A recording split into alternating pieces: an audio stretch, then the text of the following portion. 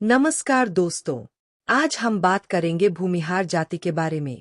जानेंगे कि ये लोग किस जाति के अंदर आते हैं, इनकी उत्पत्ति कैसी हुई, प्राचीन काल में इनका क्या कार्य था और आज ये लोग क्या करते हैं। उत्पत्ति और इतिहास। भूमिहार जाति की उत्पत्ति मुख्य रूप से ब्राह्मण और क्षत्रिय वर्ग से मानी जाती है। इतिहास में ऐसा माना जाता है कि ये लोग प्रारंभ में ब्राह्मण थे, लेकिन समय के साथ उन्होंने कृषि और जमीन के प्रबंधन में भी अपनी भूमिका निभानी शुरू कर दी।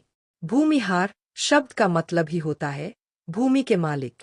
ये नाम इन्हें उनके मुख्य पेशे और भूमिका के कारण मिला। जाति और सामाजिक श्रेणी।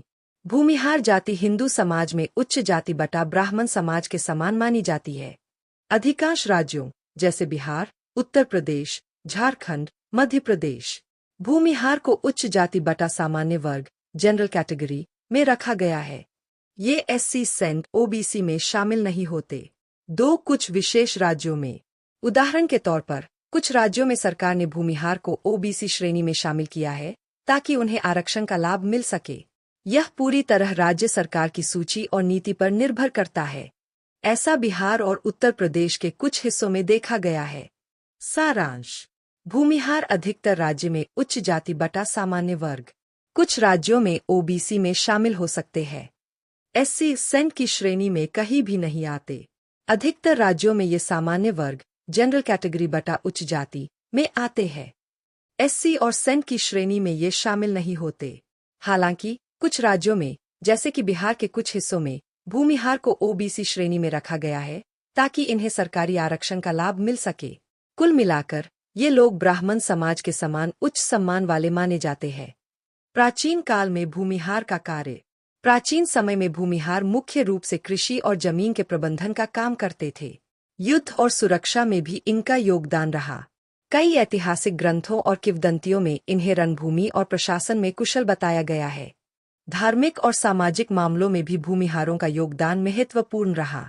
कुल मिलाकर प्राचीन काल में ये लोग कृषि, प्रशासन और सामाजिक नेतृत्व में सक्रिय थे।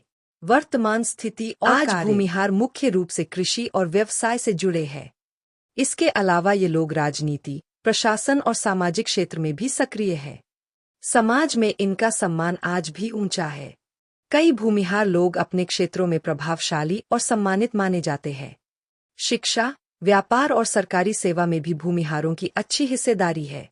तो दोस्तों, भूमिहार जाति का इतिहास बहुत पुराना और गौरवशाली है। ये लोग ब्राह्मण समाज के समान उच्च जाति से जुड़े हैं। प्राचीन काल में ये कृषि, युद्ध और प्रशासन में सक्रिय थे। आज भी ये लोग कृषि, व्यवसाय और राजनीति में प्रमुख भूमिका निभा रहे हैं।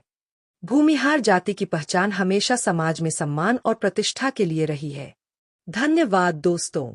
अगर आपको यह जानकारी अच्छी लगी हो तो लाइक और सब्सक्राइब जरूर करें।